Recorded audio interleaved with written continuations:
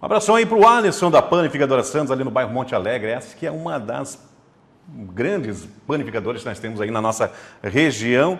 E ele está ligadinho com a gente, já mandou até um abraço aqui. Obrigado aí pela parceria. Agora, 10h59. Doutor, vamos cumprimentar então as informações, porque realmente são pertinentes e importantes, né? Até para o nosso telespectador, né, que está pensando aí em financiar ou buscar uma linha de crédito, não cometer o erro, né, de entrar aí nesses juros altíssimos, né, que os bancos costumam protagonizar, né, doutor? É assim, na verdade, disso. As pessoas elas têm um equívoco muito grande sobre a questão da necessidade do advogado, né?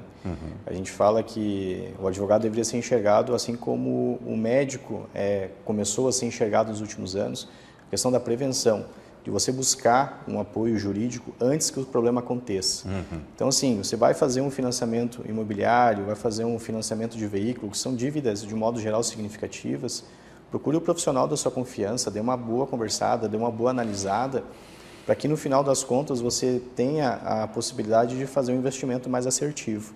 O profissional qualificado ele pode lhe auxiliar a verificar quais são as melhores instituições, quais são as cláusulas que essas instituições vão aplicar, de que forma que esse contrato vai ser conduzido, para que você não caia numa problemática no futuro, porque a nossa vida é muito incerta, né, Dilson? Então, a gente passa por momentos bons financeiramente, momentos ruins, então essas dívidas de longo prazo elas devem ser analisadas com bastante cautela.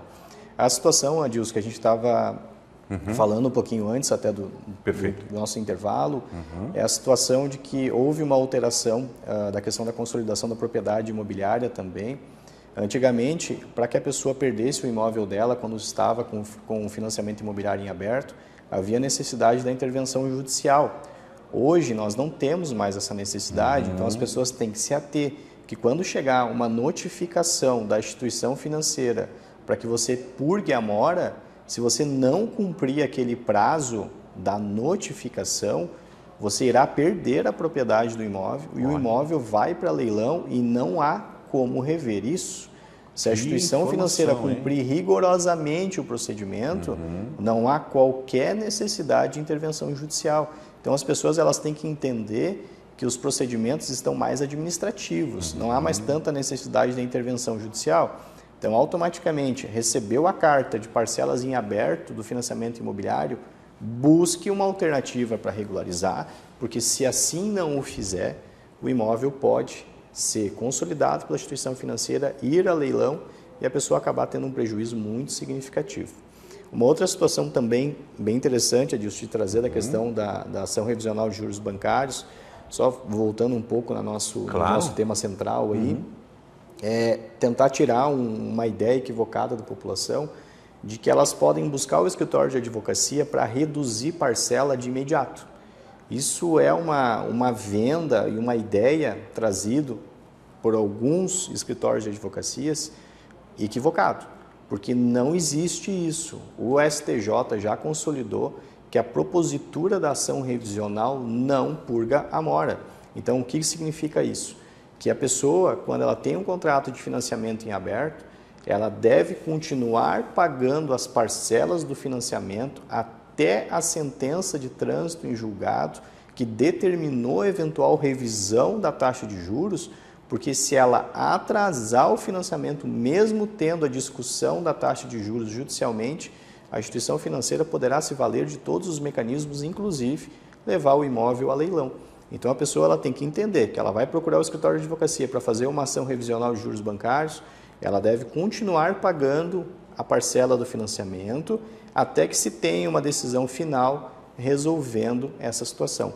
Por que eu falo isso? Porque no passado, muita gente usou de um mecanismo jurídico da questão de rever a taxa de juros liminarmente ou suspender o pagamento e comprava o veículo financiado, procurava um advogado, entrava com a ação revisional, o advogado conseguia suspender o pagamento, a pessoa ficava utilizando o veículo sem pagar, ou às vezes pagando um valor muito menor do que aquele previsto no contrato. Esse mecanismo que era utilizado no passado foi corrigido pelo STJ e hoje você não consegue mais fazer isso.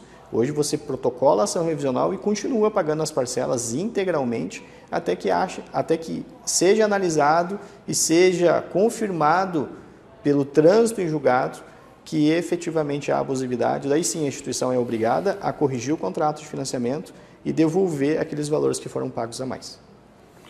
11h03, doutor. O conselho, então, na real, né, apertou mais o cerco, né, na Sim. questão administrativa, na execução aí desses processos. Então, para o trabalhador ou para o cliente, ou o consumidor, enfim, no modo geral, o importante de tudo isso é sempre manter em dia, né, tanto as prestações ali dos financiamentos, ou seja, de carro ou de imóvel, para não, né, correr o risco de perder, né? Assim, resumindo disso, o que a gente pode identificar com esses pontos que eu acabei trazendo rapidinho aqui para nós, né? Assim, de um modo geral, as instituições financeiras não precisam mais tanto da intervenção judicial, então hoje para eles tomarem um bem é muito mais simples. Hoje, se você cair nessa problemática, você vai ter que pagar o financiamento inteiro, então já não é mais tão fácil de resolver quando a instituição financeira consegue localizar o carro numa busca e apreensão. Não é apenas pagar as parcelas atrasadas, não vai ser tão simples assim. Uma outra situação é de que não adianta, numa situação de inadimplência, buscar o advogado para protocolar a revisional, imaginando que vai suspender o pagamento ou diminuir de imediato a parcela, porque também não faz mais isso. Então o STJ hoje ele veio trazendo uma situação que é, você assinou o contrato, você assumiu aquela responsabilidade, até que a gente analise eventual abusividade e confirme isso em todas as instâncias com o trânsito em julgado, você é obrigado a continuar pagando aquilo que você assumiu. Então hoje a minha informação é, façam o financiamento com mais sabedoria, que nós temos uma situação agora muito mais difícil para o consumidor numa eventual dificuldade financeira. Perfeito. 11h05, doutor Cássio, poderíamos conversar mais um pouco, assunto muito bacana, muito pertinente e importante para o nosso telespectadores. Vou agradecendo a sua vinda nessa segunda-feira aqui no programa do Povo, abrindo a nossa semana, e espero o senhor na próxima segunda-feira aí trazendo mais informações e ampliando aí para os nossos telespectadores. Mais uma vez, obrigado, Adilson, prazer estar aqui contigo.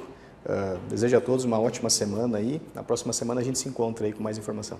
Maravilha! Depois do intervalo comercial, rapidinho, adolescente desaparecida, né, é encontrada ali na cidade de Itapema e mobilizou ali a polícia militar da cidade e também aqui da nossa região. É um instante só, já voltamos.